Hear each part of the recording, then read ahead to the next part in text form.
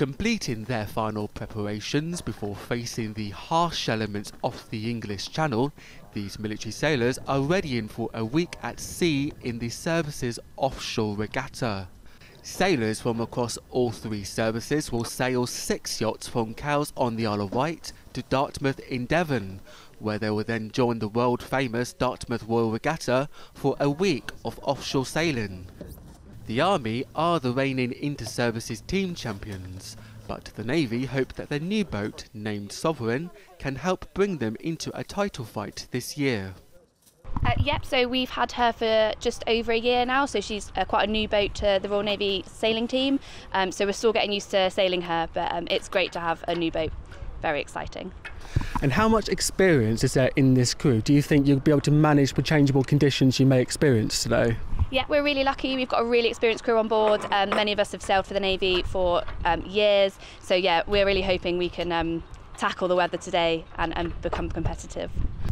It's definitely going to be interesting, especially if the weather changes dramatically during the night.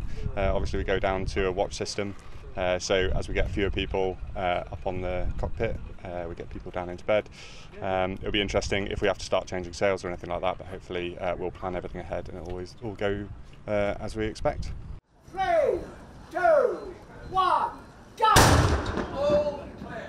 With the cannon signalling the start of their journey down the English Channel, each of the team's crews had to work hard to withstand the rough currents of the Solent.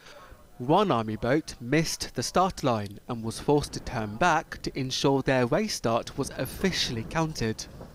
As all 6 boats sailed off into the distance, they faced a long night of battling strong winds and unforgiving currents before they would reconvene here in Brixham to take on the Savills Passage race and on to their final destination into Dartmouth. Army boat, the Fujitsu British Soldier, took the lead overnight and wasted no time in getting to the front of the pack at the starting line. The Navy and RAF boats closely followed, as the team set off for 4 days of around-the-cans racing at the Dartmouth Royal Regatta. The 4-day competition is fierce at the 179th Regatta, but the military boats held their nerve, with Royal Navy boat Gannet winning the Cruiser 2 series.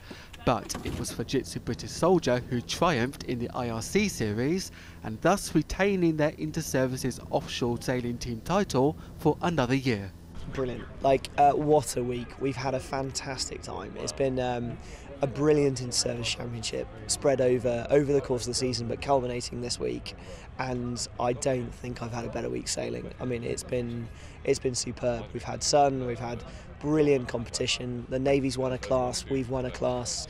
We've managed to come out overall on top, having won all 3 elements of this inter-services. But to see all 3 services performing at such a high level has been absolutely brilliant and exactly what inter-service sport is all about. So delighted. And of course, so much preparation goes into this event with your boat, with your crew, alongside working your normal jobs in the Army too. I mean, how proud are you of your team? Huge. It's really proud.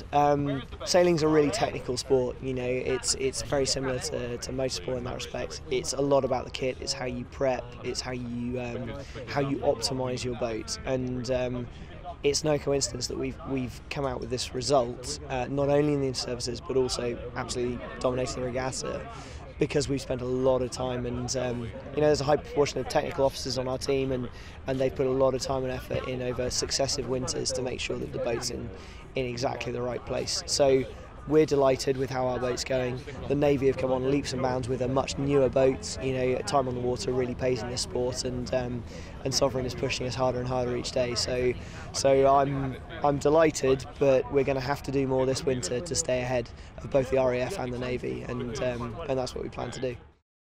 With the continued success of offshore sailing across the armed forces, plans are already set in motion for next year's regatta, which could see military sailors sailing all the way down to the Channel Islands. Craig Tilley, BFBS Forces News, Dartmouth. Thanks for watching. For more from Forces News, like and subscribe to our channel.